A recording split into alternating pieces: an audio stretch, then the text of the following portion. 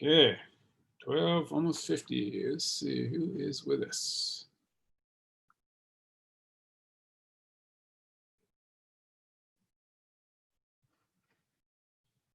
Okay, back. Blah. We're waiting on Melissa. Oh, echo there. This, Kavika, I don't know what Kavika's thing was. Kavika is not here. Okay.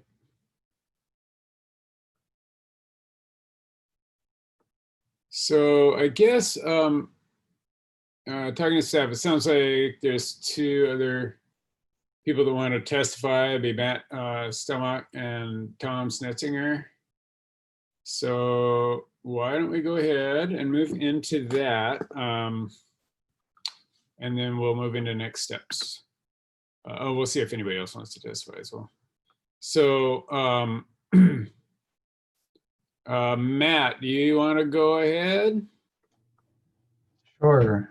Thank you for the opportunity. Absolutely. My biggest concern is something that's come up a couple times, and it's about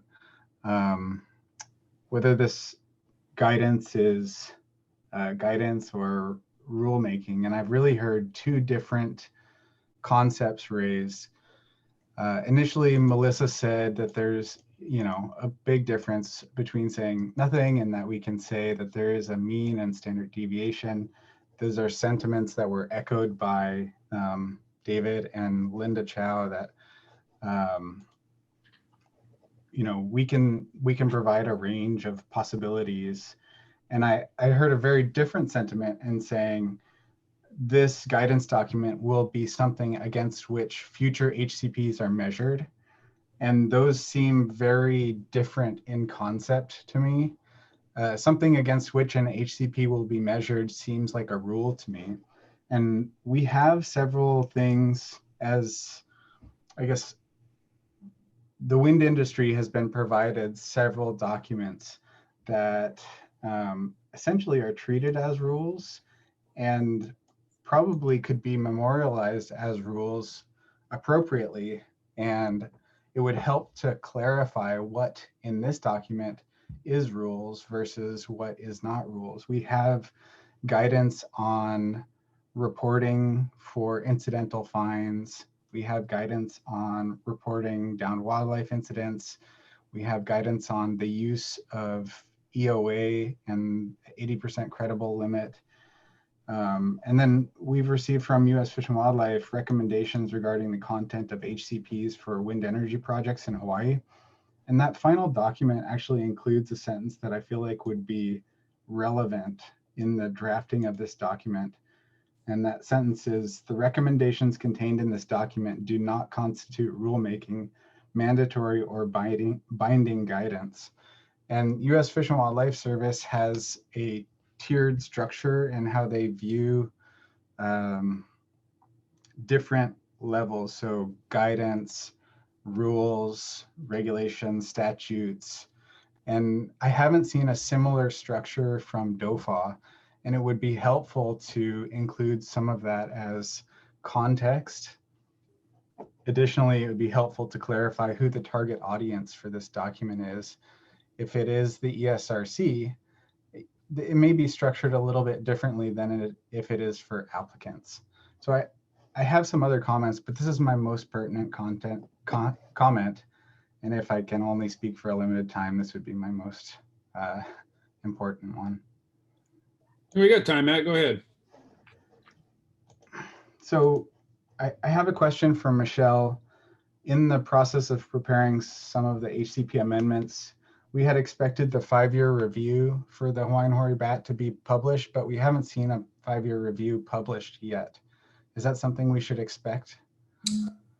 I believe so. Let me check in. I should be able to check in. I know that it's drafted, but it has to go through our regional office review process before it's published on, I can't remember if it's on ECOS. Let me see where it's at and I'll let you know. Okay, thank you. Thanks, Matt. In the course of the discussion today, there was consideration of what the best available science is, and it may be valuable to include in the document how the ESRC members would weight different things, a peer-reviewed publication, a preliminary report, a final report, or anecdotal evidence. And that may inform applicants, because in preparing an HCP, an applicant may also wish to bring forward a report or anecdotal evidence. And so understanding how those things will be evaluated by the ESRC would be pertinent.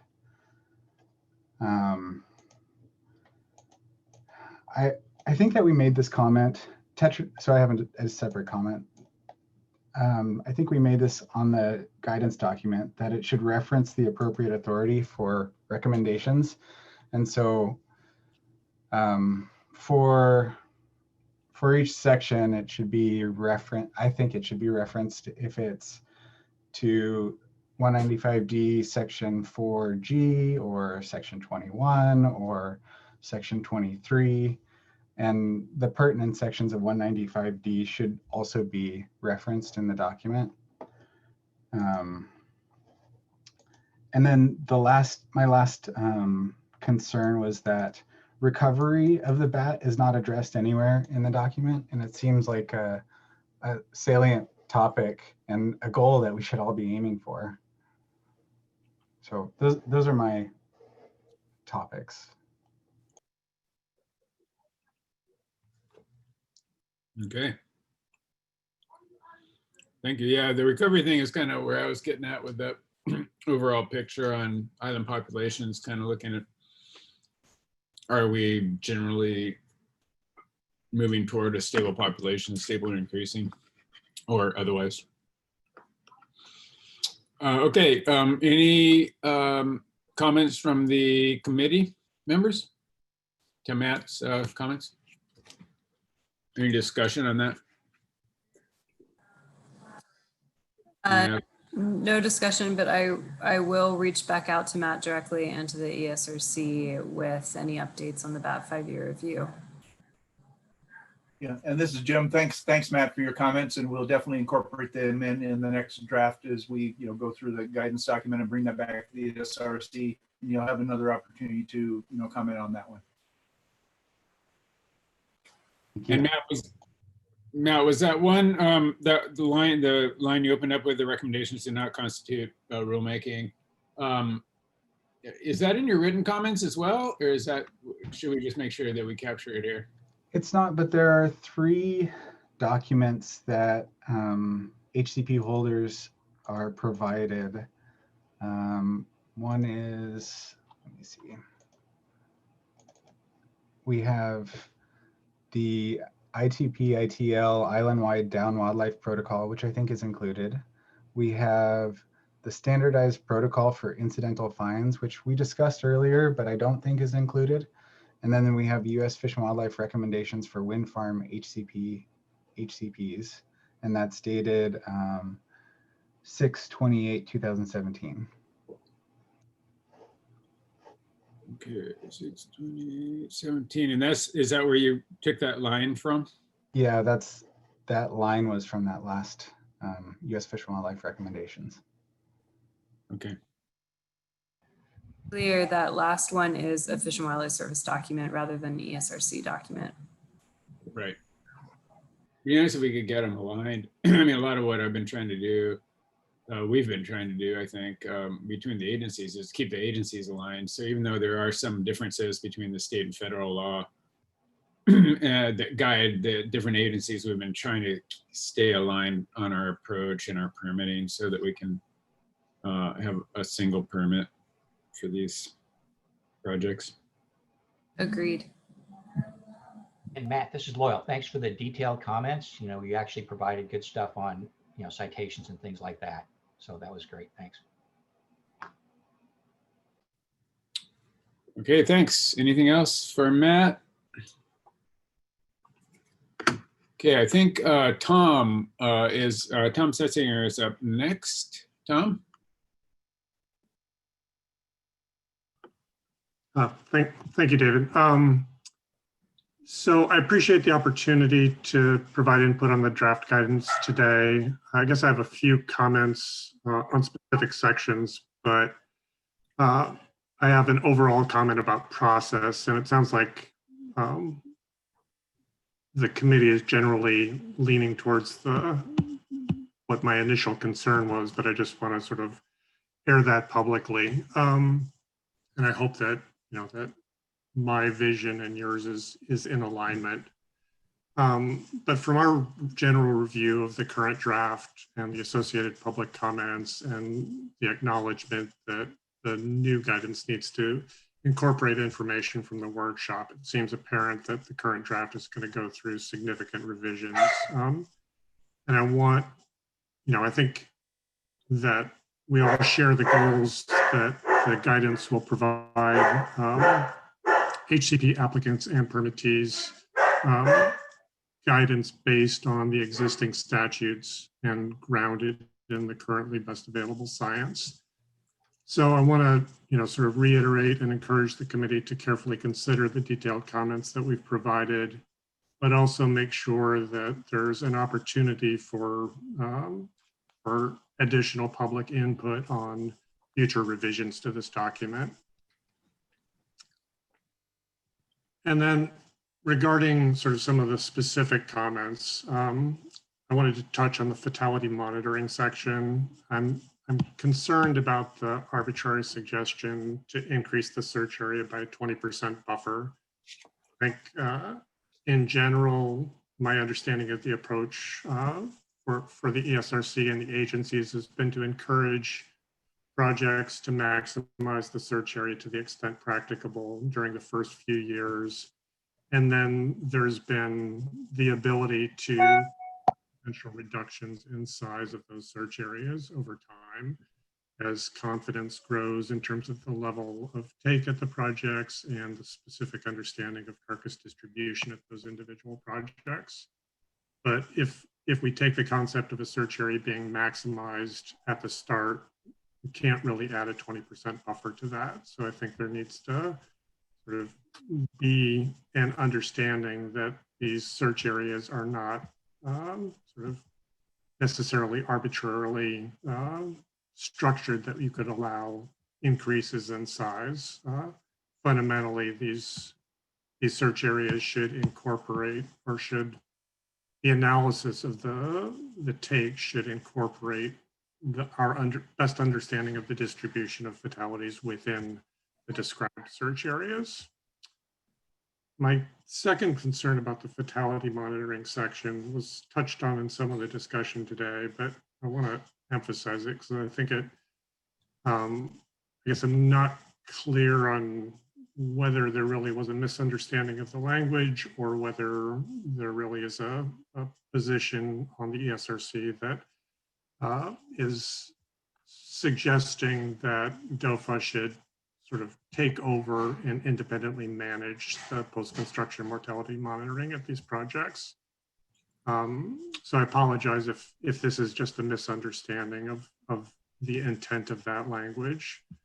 But from Tetra Tech's experience, we've worked closely with many of the canine search teams that are working in Hawaii and feel their work is beyond reproach. We've heard nothing from Fish and Wildlife Service or DOFA to suggest that they lack confidence in the way that those PCMM efforts have been performed. And I'm concerned that sort of questioning the reliability of these programs and potentially the searchers, that damages the collaborative work that's been done and the work that we've been sort of doing with the agencies and coordinating on. And then lastly, on that point, I think it's important to reinforce that the permittee really has the responsibility and self-interest in ensuring that they're meeting the monitoring and reporting requirements for their HCPs. So eliminating that oversight role, I think, would be counterproductive. And then my final sets of comments are just touching on the acoustic monitoring. The rationale that sort of multiple layers of monitoring are required at these projects for bats specifically. I guess I'm not understanding what the rationale for that is versus other species. And I think it's pretty clear that a robust fatality monitoring program is the most effective way of sort of quantifying the effects of the project. Acoustic monitoring efforts at all of the major wind farms, at least for the data that I've reviewed, have shown really consistent annual patterns of activity with peaks during particular seasons and lulls during others. And at the same time, though, there's been significant interannual variability. Furthermore, the life history of the Hawaiian hoary bat makes it clear that sort of their pursuit of these forces over large areas, I mean, much larger than the size of these wind farms, suggests that variability in bat activity would be expected over time. Acoustic monitoring results from these wind farm sites, unless interpreted in the context of a large-scale monitoring effort, are really unlikely to provide valuable information and are going to be disconnected from sort of the effects of the individual projects just because of the size of the areas that these bats are using. Other challenges with interpreting acoustic monitoring data include the inability to quantify the number of bats contributing to the acoustic activity. And I think it needs to be pointed out that HRS 195D doesn't require the effects, or it does require that the effects of a project are monitored, but this is done, I think, effectively through those PCMM efforts. So aside from commitments that a permittee is making in their HCP, the statute doesn't require that acoustic monitoring. And I think, so my recommendation would be either to remove that or at least provide context that appropriately bases that recommendation in the context of the statute. And that's all I had. Okay, does the committee have any questions for Tom? No, I just based on that testimony, I have maybe some questions for the committee, if that's okay. Sure, why don't, okay, go ahead. So yeah, just specifically, why are we doing acoustic monitoring? So from my perspective, it's pretty clear, I mean, why we're doing monitoring. And so I just was hoping to get confirmation from members of the task force that they're confident they could provide those justifications in the guidance document.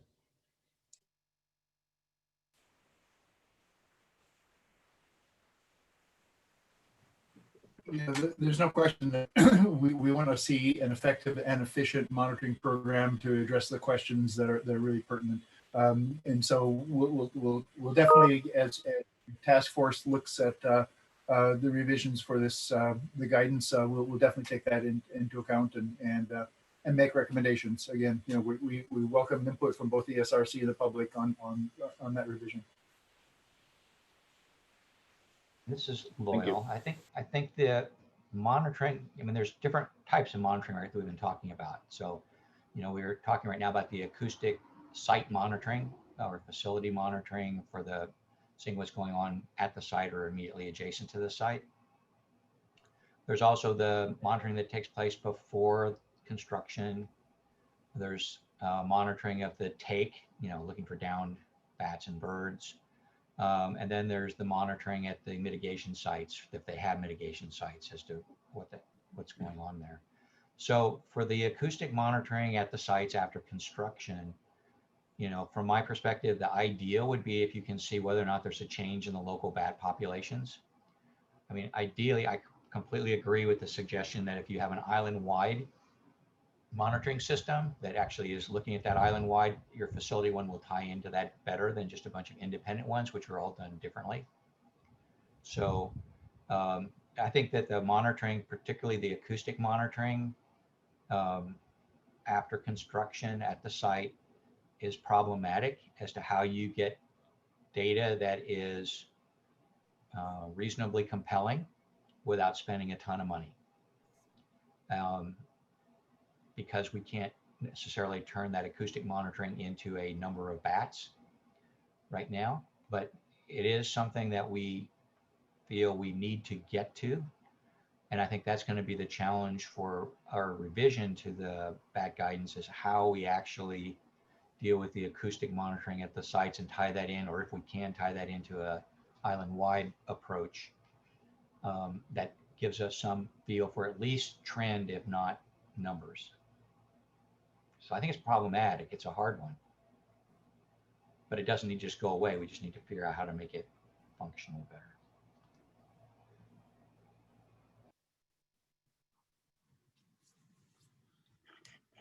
Okay, any other comments by the committee? Okay, hearing none, I'd like to see if there's any other public testimony. Is there anybody else in the public that would like to testify? I believe Dave Johnston would. I think you should be able to unmute yourself, Dave. Yes, I just did. Thank you, Lauren and Dave. Thanks to the entire committee here for your dedication. I will be very brief. Rather than get into the discussion of some of these really kind of gnarly pieces, but I'd like to just give the committee or the task force some compelling information about why we should probably keep the name Lasiurus as opposed to Aorestris, as the American Museum of American Society of Mammalogists have done. But there's been a paper since that paper came out, and the American Museum of Natural History and IUCN have adopted Lasiurus simotus as the official name. Second point I want to make is that there seems to be quite a bit of confusion over guidelines for tree trimming, tree removal, both at the small scale and perhaps the landscape scale, as in large forests or tracts of land. So I realize that the guidance document that you have developed doesn't cover issues outside of wind energy, as I understand it, but you might consider, not to throw on more work for you guys, but you might consider some official policy that's readily available to the public. It's sort of a can of worms, like a lot of this is, but I think there's a need there. The third point is a very tiny one, but just so that we don't have a misunderstanding, when we found that we weren't getting calls, bat calls during rainy nights, and that was when the rain was in excess of 5 millimeters for the night. The assumption is that those bats are not foraging. So rather than say bats don't call on nights that it's rainy, I think we should say that, we assume that bats are not foraging, and that's it. Thank you. Okay.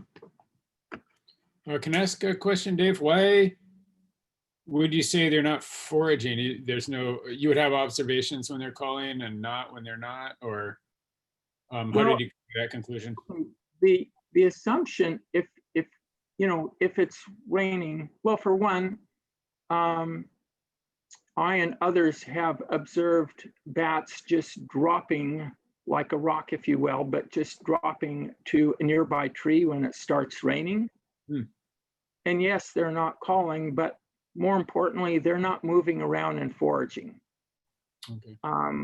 Some species like Mexican free-tailed bat or Brazilian free-tailed bat just kind of power right through rain, even when it's pretty hard rain, but they have very few limited roosts, whereas a hoary bat can, find a temporary roost at almost any tree.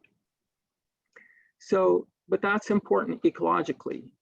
They're not flying around, just not calling. which is kind of how it was written. They are simply not flying around or foraging. Does that make sense? Yes. Thank you. So, Dave, this is Loyal. Should we, or can we, cite you on that? Yes, that's in this. That's in the. Okay. Well, you can also circle with Frank Bonacorso, but the data suggests that bats are not foraging regularly when it's raining. And you can also corroborate that with Frank Bonacorso from his observations and data. I'm not sure that's what you wanted to quote me on, but. Well, that and everything else I could think to quote you on. No, I'm just kidding. Yeah, no, that was the part, just to make sure that it was in the report or that we could quote you. That's fine. Thank you.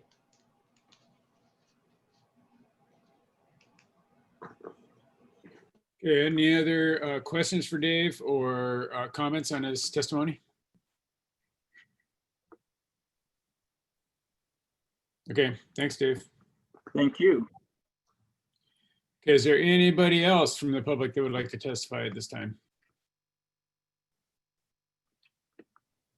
You can go ahead and unmute yourself if you would like to when you're on the call.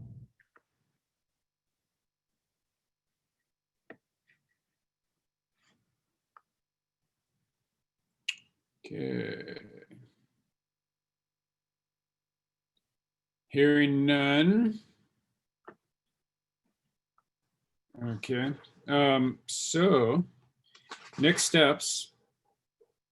So what do we think should be the process going forward? I think at this point, we've probably gathered all the information that we have. We have a good summary.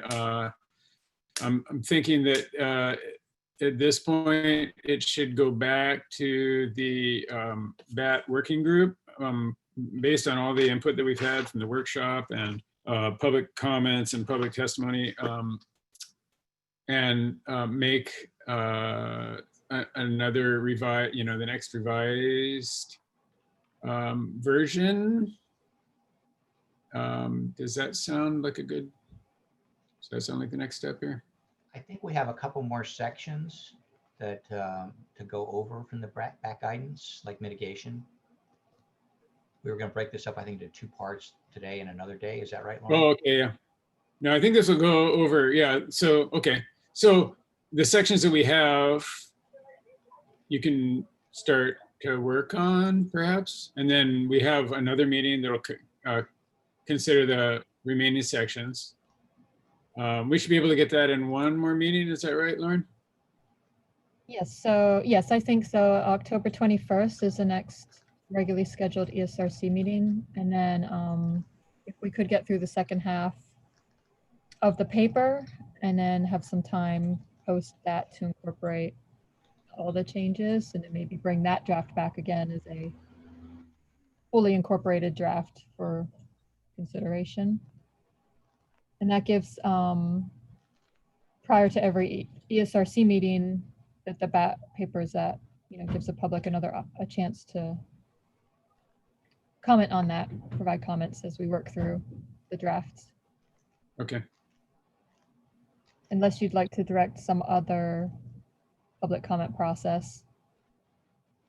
Well, I'll check in with Linda offline and just make sure we're good on our process. But I don't want to rush this. I want to make sure we're good and we have pretty good consensus across the board because we're really we're dependent upon a good partnership with everybody involved. We need good cooperation and consensus and collaboration moving forward because what we're trying to do is difficult. I mean, everybody here is concerned about native species, native ecosystems. We don't want to unnecessarily take animals. It's not the sort of thing that we're interested in or why we do this. But then the flip side on this one is, we're trying to do renewable energy, and so we're windmills are part of that matrix. And so we're trying to get windmills, permitted so they can be part of our renewable energy goals. And so it's difficult, it's not like anybody wants to take bats. So I just think it's really important that we move forward collaboratively. And I want to make sure that we take the time to make sure that we get a document that, if possible, we have pretty good consensus on, so that we all feel that it's a good working document going forward, and something that is going to be useful for both the committee and for the industry folks. And then we also need to take into account, public sentiment, and, there's a whole nother side to, folks being concerned about bats and the cultural issues and all that. So there's a lot going on here with bats, and we just need to make sure that we, I don't want to rush this process. I want to make sure that we go through it and people feel like they've had a chance to contribute and have, input into the process. So the next meeting, I think we should look at yeah, we'll find out. I think the next meeting we'll go through the remaining sections and have testimony on that. In the meantime, we can be revising the document. Whether or not we bring that back, let's see what's on the agenda for the next meeting and how long we want that to go. Whether we go back and talk about all the changes that have been made, or do we do that all at one time, or in a series of meetings looking at the actual revisions made to the document. Does anybody have any input or suggestions on that? I would recommend that the task force can start working on revisions to the sections we had comments on right now, but not bring the revised document back until we finished all the sections, and then bring one document back that's already been completed. That would make more sense to me. Okay. Anybody else? Okay, so we'll try to work through the whole thing prior to bringing back the revised document back to the committee. Can I also make a request in terms of, just to make sure it's clear, that I would like to not just have the scope of the task force review and revision just simply be on the guidance document, but also link in that research needs document that we used previously, because that's really is part and parcel of some of the needs and some of the background in there too. So I just like to make sure that we have at least the ability on the task force to review that and see how that can be incorporated as needed. Oh, that'd be great. Yeah, that should really be something that is kept up to date, on at least a yearly basis, to keep going back and circling back, seeing where we're at, seeing what we're learning, finding out what we need next, and keep a current list of things going forward. And that'll allow us to take advantage of opportunities, maybe funding opportunities or whatnot, as they might come along, and apply for grants that maybe we could apply toward priority research and whatnot. So that'll be a chance for the agencies to try to get money as well. And then there's, a lot of granting opportunities within the agencies. And I think having something like that on a priority list would perhaps, help with agencies' ranking of grant proposals and whatnot. So that's a really important piece going forward. I know that we're not able to link research in with the mitigation anymore, but it is definitely something we want to keep moving forward on, is getting more and better information on bat biology, ecology, and whatnot. Dave, this is Loyal. There may be instances where you can work that in, particularly if there is a higher standard that needs to be met on 195D rather than the ESA, so that it would be something that might be above and beyond what Fish and Wildlife Service would be requesting. Yeah. Yeah, and I think the goal always should be to try to stay aligned with Fish and Wildlife Service and the state. If we can keep ourselves aligned, certainly in some things, there's just variability. In some things, the state's a little more strict and or prescriptive, and and Fish and Wildlife Service wants to try to, stay aligned with the state as well. So we'll continue with that going forward to the extent. Make a request also in terms of the task force. The number of participants is sort of whittled down a little bit and so forth. I realize we've got limitations in terms of how many representatives on the ESRC can be on that. That being said, is we can have staff from the other organizations in there too. And Fish and Wildlife would be a very important person. Somebody from Fish and Wildlife would be very useful to have on that. Again, we had Diane previously, but she doesn't seem to be the person who's going to be coming. But so if the service can take that back and see who might be able to represent Fish and Wildlife Service in that discussion at the task force level. Yeah, Jim, I'll gladly check in with folks about it. As you may have known, alternative energy projects and HCPs moved away from Diane, and Diane was she did an incredible job, but when the PEIS was done, it was a natural transition mode, and because of the restructure of our office, it went to a different team. So Diane and I, who were on a separate team, focused in on recovery efforts and invertebrates, and the alternative energy went to Leisha Sabosa, who used to work for DOFA, and many of you know, as well as Becca Frager. So I will check in with them about who can best represent the service on the BAT task force, if that is what, Dave would like us to do. That'd be great. And it's not so much, it's more of making sure that we have a good communication connection with the service, through that, with that task force for issues that may come up. That just really facilitates it rather than having to separately have, discussions, outside of the meeting. It's so much easier within the context of the task force meetings. Right. I mean, I would gladly be part of the task force, but I can't, right? Because of the governing rules of how those subcommittees need to work. So having Fish and Wildlife Service staff makes sense.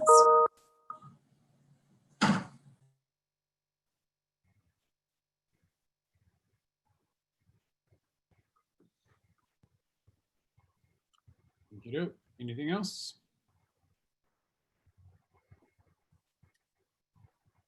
Okay, so at the next meeting. I'm so sorry, Dave. One question, and I guess that you were about to talk about this, but the next meeting, is the October meeting going to be specifically on this again, or are we diving into annual reviews in October? I guess it would be helpful for me if we had a general sense of what's coming up, not just for right now, but between now and December. Yeah, Lauren, you want to address that? Sure. So currently the only meeting scheduled is the October meeting. Continue working on the BAT paper. There may be some other agenda items that will be ready. Maybe some presentations or staff updates, but not like an HCP review or something major. Understanding that we don't want to overload these online because it's a lot to sit through. The annual reviews will be scheduled between January and March, as they have the past couple years. So probably December, staff will try to find some dates in January for those. If possible, we can continue to work through, maybe have one more meeting in December to try to work through the BAT guidance. That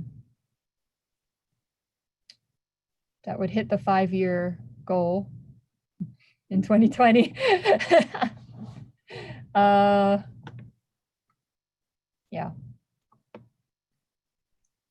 So that's sort of the outlook right now. Does that answer or no? More detail needed? Well, I'd like to ask one more general sort of logistical question here.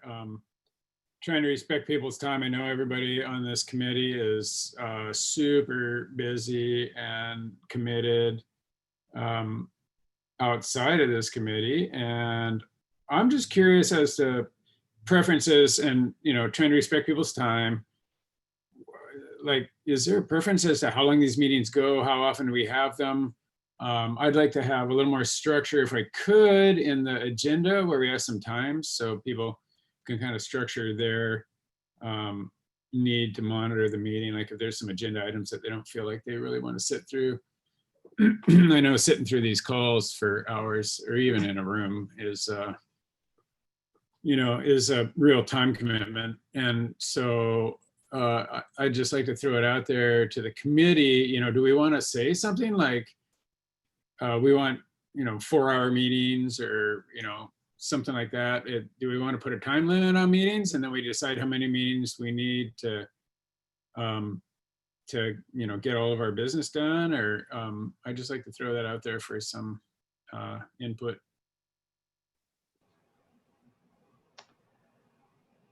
Well, Loyal finds the all day long Zoom meetings to be really tough. The one we did before was, beyond exhausting. So I like, 3-hour or 4-hour Zoom meetings personally, like this one wasn't bad. It would have been nice. I could have even started at 8:30 if we get us done by noon. But if it gets much more than that, it gets hard on me, to be honest. That's just my opinion, but I can just take another couple Tylenols and pop something. Well, I'm I fine mean, with all day meetings in person, but the all day Zoom meetings are The all day legit. person meetings are fine. All day Zoom meetings are not. well, part of the reason also we were starting at 9 o'clock for our meetings was because for us off islanders, it took a while to get there. And I agree with Loyal. I mean, I'd be perfectly fine starting at 8:30 in the morning on these video meetings. That's not a problem. And the idea of having more of them more frequently as 4-hour meetings would be great. I think that would be successful for me. I mean, if we have all day meetings, that's a whole nother issue, and that gets a little bit tedious. But it's also partly dictated by what's on the agenda. I mean, what needs to be done. I mean, because we want to make sure that we are giving proper attention to the annual reviews. We want to make sure we have enough attention on any new proposals that come in and so forth. So I only see that as getting a bigger and bigger load, quite honestly, as we go along in time. So it's just something that we're thrust into. Yeah, I just want to respect people's time. I don't like having an open-ended meeting. It starts at 9 o'clock and there's no end time. And so I'm 3-4 hours is fine with me. And then the question would be, if you start at 9, do you motor through for 4 hours without a break? Just go to 1 and you can snack when you get hungry, or should we take a break?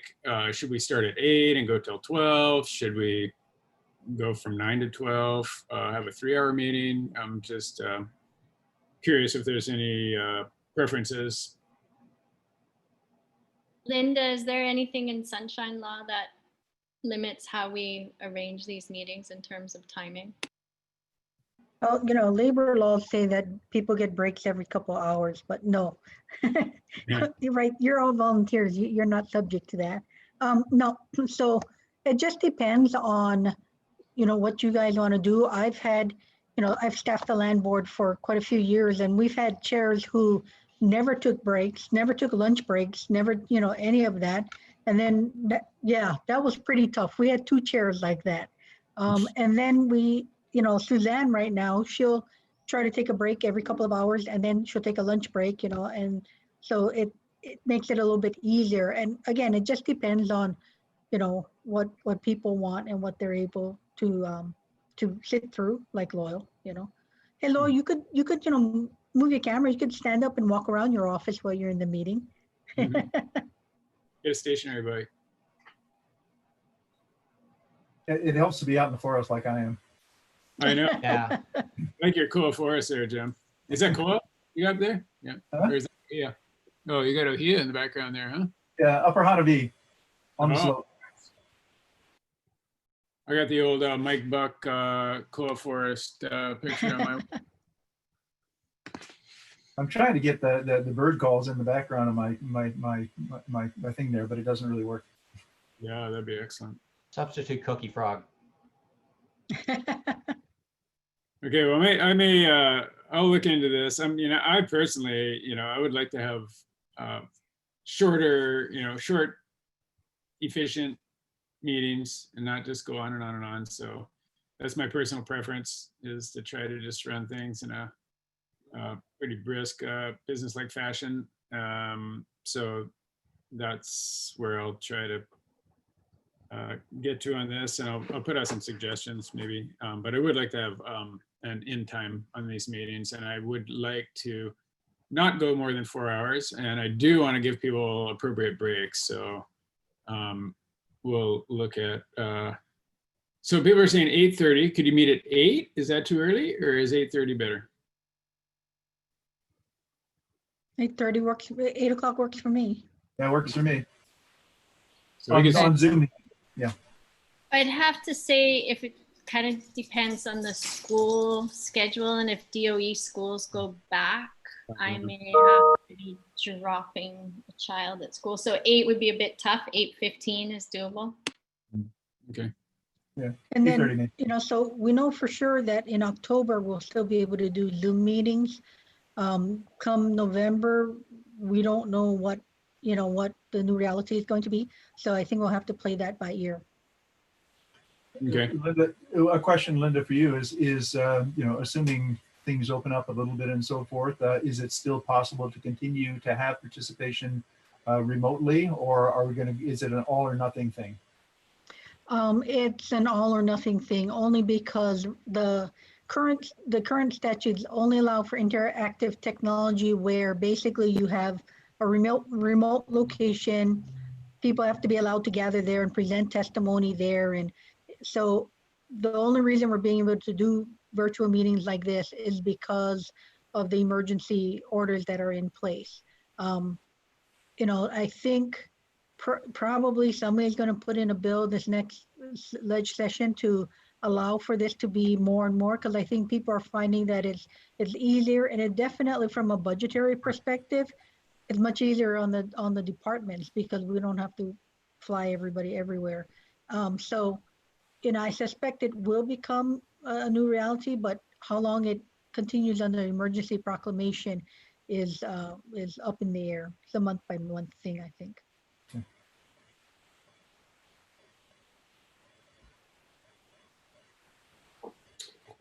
Okay, so we'll look at either a 3 or 4 hour meeting on our next meeting, starting either probably 8:30 or 9, and we'll look at what's on the agenda. I'll talk to staff and we'll see what the next phase, or finishing off this document, the different remaining sections would look like in terms of timing, and then what else we can fit in. Yeah, but just to clarify, so it is appropriate, it's okay for the task force to meet before the next meeting and start working on any kind of discussion and potential revisions to these sections we talked about? Yeah, I believe so. Right. Yeah, I would say yes, absolutely. Unless Linda wants to kick me under the table or something here, but kind of hard. No, I would tell you right out in the meeting. No, it's fine. The task force is fine to meet prior to the next one. Yeah. Yeah, and again, if we can break the elephant up into smaller chunks, I think it'll be a lot easier to get it done. So, Jim, why don't we work together, you guys and the committee, and anybody else who might want to be involved in that working group, and the agencies to see what resources we can provide. And we'll try to, my preference is always to have more shorter meetings than fewer longer ones. So if we could do that, I think that would be more manageable for everybody. Sounds good. Okay. All right. Anything else from anybody on the committee? I move we adjourn. Okay. Second. Hey, Lauren, can you send a message to Melissa telling her we're done so she doesn't have to come back in? Yeah. I will. Okay. Okay, Well, thanks a lot, everybody, and Thank you. good discussion. Thanks to Great, thank Carl you. and Lauren. Yeah, thank you to Laura and Coa for getting this working. Yeah, they do a Yeah. lot of work behind the scenes. And that consolidation document was really useful, extremely. Agreed. Exactly. Okay, aloha. Thank Thank you. Thanks. Aloha. Bye.